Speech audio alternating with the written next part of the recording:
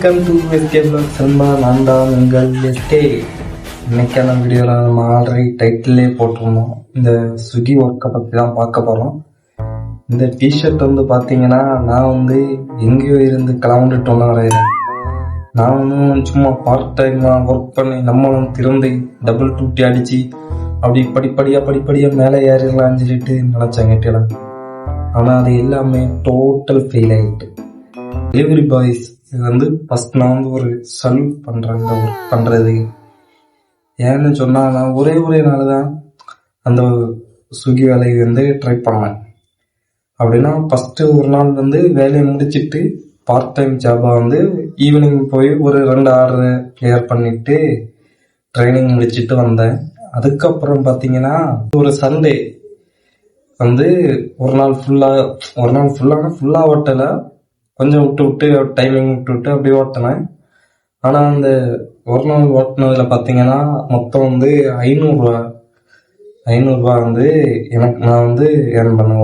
ஒரு நாள் ஒரு 4-5 மணிக்கூர் என்ன தான் ஓட்டியிருப்பேன். ஒரு 500 போல் ஏர்ன் பண்ணேன். அதுக்கு வந்து பார்த்தீங்கன்னா 350 பெட்ரோல் செலவு.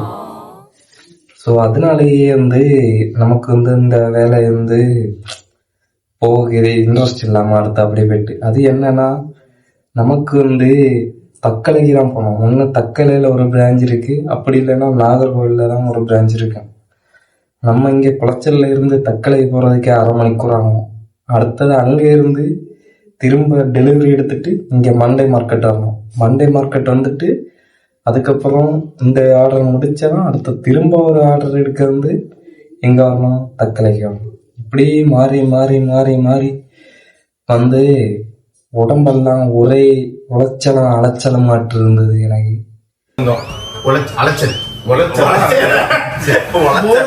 அதனாலேயே வந்து நான் அதை வந்து ஸ்டாப் பண்ணிட்டேன். நான் மொத்தத்திலேயே ஒரு டீ டோட்டில் இருந்துட்டு நம்ம சப்ஸ்கிரைபர் எல்லாருக்குமே தெரியும். ஸோ அதனால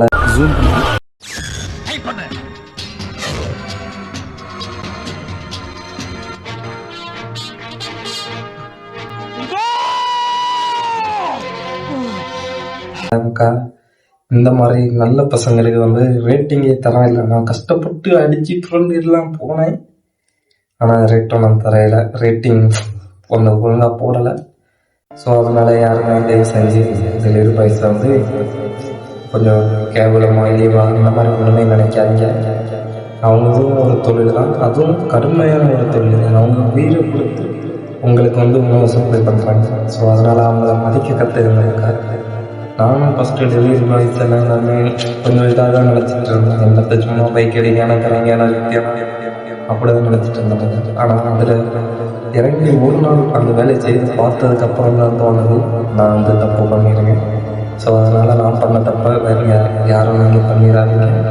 டெலிவரி பாய்ஸை வந்து மதிக்க கற்றுக்காங்க. அவங்களுக்கு சத்தியமாக உணவு சார்பில் ஒரு சல்யூட்.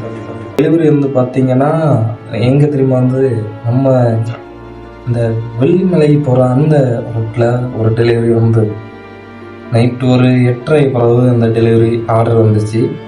நான் அப்போ அந்த ஆர்டரை எடுத்துகிட்டு நேராக போனேன். போகிற வழியில் பார்த்தீங்கன்னா ஜஸ்ட்டு மிஸ்ஸில் தப்பி வந்து இப்போ இருக்கேன். அதனாலே எனக்கு அந்த வேலை போகிறதுக்கே இது. ஏன்னா நாங்கள் ஆர்டர் கொடுக்க டைம் ஆச்சுன்னு சொல்லிட்டு நம்ம கொஞ்சம் ஸ்பீடாக போகிற நேரம் அது கொஞ்சம் ரிஸ்க்கான ஒர்க்கு தான்.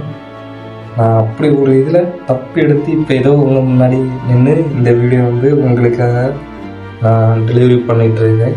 அதே மாதிரி மக்கள் யாருமே வந்து இந்த டெலிவரி பாய்ஸ் எல்லாம் தப்பாக பேசாதீங்க. சத்தியமாக சொல்லுங்க மக்களே, நம்மளால அந்த ஒர்க்கு முடியவே முடியாது. ரொம்ப கஷ்டம். ஒரே உடம்பெல்லாம் அலைச்சலம் மாட்டு டயர்டு செத்து போகிட்டு அந்த அளவு பயங்கர டயர்டாக இருக்கும் உடம்பு. அதையும் மீறி அவங்க வந்து ஒரு நாளைக்கு இத்தனை டெலிவரி இத்தனை ஆர்டர் எடுத்து இதெல்லாம் டெலிவரி பண்ணுறாங்க தெரியுமா. அவங்களுக்கு நான் சத்தியமாக சொல்கிறேன், சல்யூட்.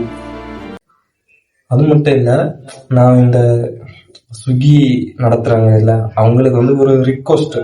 ஓகே, நம்ம இந்த குளச்சல் சரௌண்டிங்கில் வந்து தொடங்கினாலும் கொஞ்சம் யூஸ்ஃபுல்லாக இருக்கும். குளச்சலில் இருந்து எங்கள் மண்டகாடு மணாலக்குறிச்சி அது வரைக்கும், அதுக்கடுத்தது இந்த சைடில் போனால் மண்டே மார்க்கெட் வரைக்கும், அங்கே தெக்கனங்கி போனோம் சைமன் காலனி அது வரைக்கும், அப்படி நம்ம திக்கனோட அந்த சைடெல்லாம் அப்படி வச்சிங்கன்னா கொஞ்சம் ஈஸியாக இருக்குன்னா என்ன மாதிரி என்ன சொல்லலாம், நிறைய பேருக்கு வந்து இதில் போகணும்னு சொல்லிட்டு ஆசை இருக்கும்.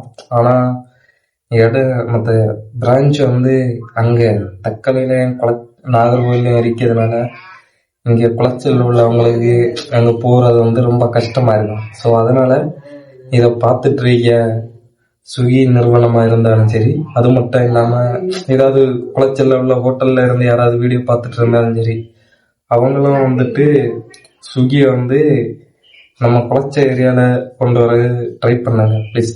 ஏன்னா அப்போ நம்மளை மாதிரி இல்லை, என்ன மாதிரி வேலை வெட்டி போகணும்னு நினைக்கிற நிறைய பாய்ஸ் வந்து அந்த இதுக்கு வந்து ட்ரை பண்ணுவாங்க. ஸோ அதனால குளச்சல் கண்டிப்பாக ஒரு பிரான்ச்சு கொண்டு வந்தால் கண்டிப்பாக சொல்கிறேன் நிறைய ஆள் வந்து வருவாங்க டெலிவரி பண்ணது. மேக்ஸிமம் எல்லா பசங்களுக்குமே இன்ட்ரெஸ்ட் உண்டு இதில். ஆனால் என்ன, அங்கே தூரத்தில் இருக்கிறதுனால தான் யாரும் அங்கே போகாமல் இருக்காங்க. நம்ம குளச்சல் ஏரியாவில் கொண்டு வந்து பாருங்க, எப்படி போகுதுன்னு மட்டும் பாருங்க. பிஸ்னஸ் அடிபொலியாட்டு தெரிக்க விடும். சரி மகா, நான் சொல்ல வந்தது மேட்ரு இவ்வளோ தான். அது நான் சொல்லியாச்சு. அது மட்டும் இல்லை, இனிமே வந்து பார்த்தீங்கன்னா காவடி கட்டு வந்து இன்னும் ஒரு 4-5 நாள் போல தான் இருக்கு. அதுக்கடுத்த நம்ம வந்து திரும்ப காவடி கட்டு சீரீஸ் வந்து ஸ்டார்ட் பண்ண போகிறோம். ஆனால் நான் போன தடவை வந்து இந்த ஊர்வலம் நடக்கிறது அதிலே கட் பண்ணிட்டேன். ஆனால் இந்த இடம் அப்படி இந்த இடம் ஃபுல்லாக பாத யாத்திரை நடந்து போகிறதையும் வீடியோ எடுத்து நம்ம சேனலில் அப்லோட் பண்ணுவேன். அதனால் மறக்காமல் நம்ம சேனலை சப்ஸ்கிரைப் பண்ணி வச்சுடுங்க. அது மட்டும் இல்லை, போன வருஷம் உள்ள காவடி கட்டு வீடியோ பார்க்கலன்னா நான் பிளேலிஸ்ட்டு நம்ம சேனலில் இருக்குது, காவடி கட்டு பிளேலிஸ்ட்டு. அதில் போய் போன வருஷம் உள்ள வீடியோ பார்த்துருங்க. அப்படியே நம்ம சேனலை ஒரு லைக்கை தட்டி விட்டுட்டு நம்ம சேனலை சப்ஸ்கிரைப் பண்ணி வச்சுருங்க மகா. Love you all. Tata, bye bye.